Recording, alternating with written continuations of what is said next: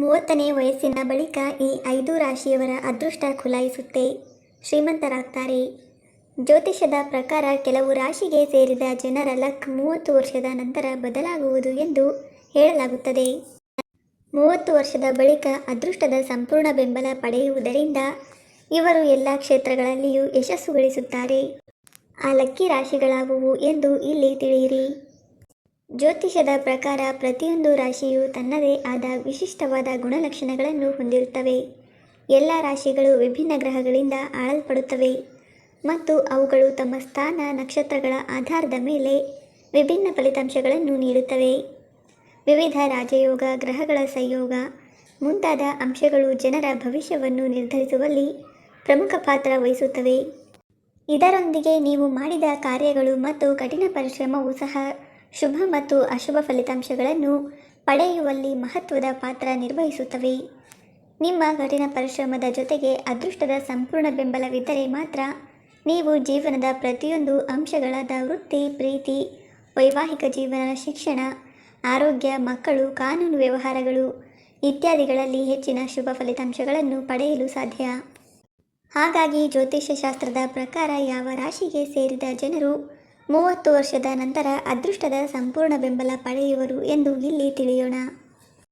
ಜ್ಯೋತಿಷ್ಯ ಶಾಸ್ತ್ರದ ಪ್ರಕಾರ ಕಟಕ ರಾಶಿಗೆ ಸೇರಿದ ಜನರು ತಮ್ಮ 16ನೇ ವಯಸ್ಸಿನಲ್ಲಿಯೇ ಜೀವನದಲ್ಲಿ ಯಶಸ್ಸು ಗಳಿಸಲು ಅತ್ಯುತ್ತಮವಾದ ಅವಕಾಶಗಳನ್ನು ಪಡೆಯುತ್ತಾರೆ. ಆದರೆ ಅದೃಷ್ಟ ಈ ರಾಶಿಯವರಿಗೆ ಕೈ ಹಿಡಿಯುವುದು ಇವರ 29-32ನೇ ವಯಸ್ಸಿನ ಮಧ್ಯೆ.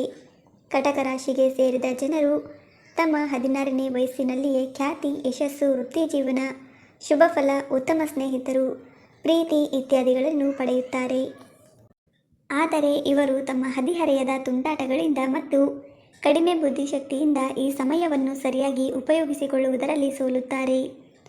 ಆದರೆ ಈ ರಾಶಿಯವರು ತಮ್ಮ 29-32ನೇ ವಯಸ್ಸು ತಲುಪುತ್ತಿದ್ದಂತೆ ಇವರು ತಮ್ಮ ಜೀವನದ ಪ್ರತಿಯೊಂದು ಹೆಜ್ಜೆಯಲ್ಲಿಯೂ ಯಶಸ್ಸು ಗಳಿಸುತ್ತಾರೆ ಮತ್ತು ಇವರ ಪರಿಶ್ರಮದಿಂದ ಸಾಕಷ್ಟು ಯಶಸ್ಸು ಸಾಧಿಸುತ್ತಾರೆ.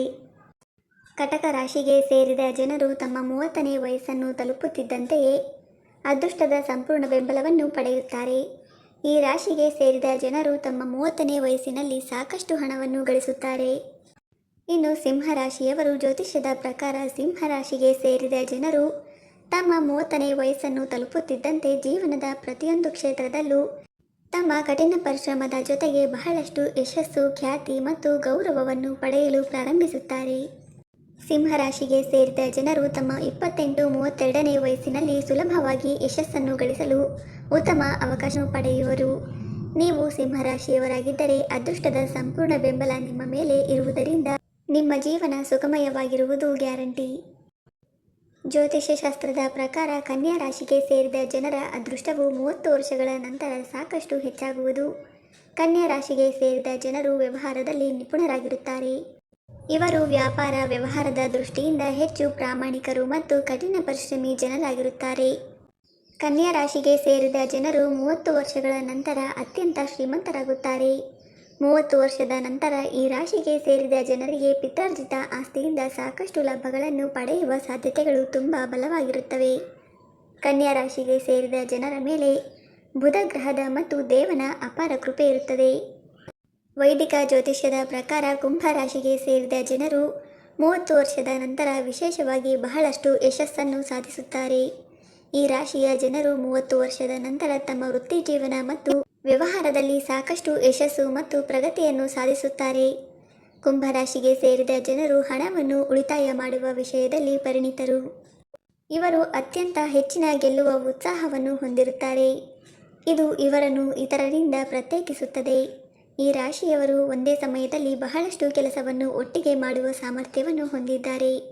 ಕುಂಭರಾಶಿಗೆ ಸೇರಿದ ಜನರು ತಮ್ಮ ಸಂಗಾತಿಯನ್ನು ತುಂಬ ಪ್ರೀತಿಸುತ್ತಾರೆ. ಜ್ಯೋತಿಷ್ಯ ಶಾಸ್ತ್ರದ ಪ್ರಕಾರ ಮೀನರಾಶಿಗೆ ಸೇರಿದ ಜನರು ತಮ್ಮ 16ನೇ ವಯಸ್ಸಿನಲ್ಲಿ ಯಶಸ್ಸನ್ನು ಸಾಧಿಸುತ್ತಾರೆ. ಆದರೆ ಈ ರಾಶಿಗೆ ಸೇರಿದ ಜನರು ತಮ್ಮ 28-55ನೇ ವಯಸ್ಸಿನ ನಡುವೆ ಅದೃಷ್ಟದ ಸಂಪೂರ್ಣ ಬೆಂಬಲವನ್ನು ಪಡೆಯುತ್ತಾರೆ. ಈ ಅವಧಿಯಲ್ಲಿ ಮೀನರಾಶಿಗೆ ಸೇರಿದ ಜನರು ತಮ್ಮ ಜೀವನದ ಪ್ರತಿಯೊಂದು ಹಂತದಲ್ಲಿಯೂ ಯಶಸ್ಸನ್ನು ಸಾಧಿಸುತ್ತಾರೆ. ಇದರಿಂದಾಗಿ 30 ವರ್ಷದ ನಂತರ ಈ ರಾಶಿಗೆ ಸೇರಿದ ಜನರ ಜೀವನ ಸುಖಮಯವಾಗಿರುವುದು. ನಿಮ್ಮ ರಾಶಿಯು ಇವುಗಳಲ್ಲಿ ಒಂದಾಗಿದ್ದರೆ ಜೀವನದಲ್ಲಿ ಇನ್ನೂ ಯಶಸ್ಸು ಸಂತೋಷ ಸಿಕ್ಕಿಲ್ಲವೆಂದು ಕೊರಗಬೇಡಿ. 30 ವರ್ಷದ ಬಳಿಕ ಅದೃಷ್ಟದ ಸಂಪೂರ್ಣ ಬೆಂಬಲ ಪಡೆಯುವುದರೊಂದಿಗೆ ನಿಮ್ಮ ಬದುಕೆ ಬದಲಾಗುವುದು ಖಂಡಿತ. ಹಾಗಾಗಿ ನೀವು ಈ ರಾಶಿಯವರಾಗಿದ್ದರೆ ನೀವೇ ಅದೃಷ್ಟವಂತರು.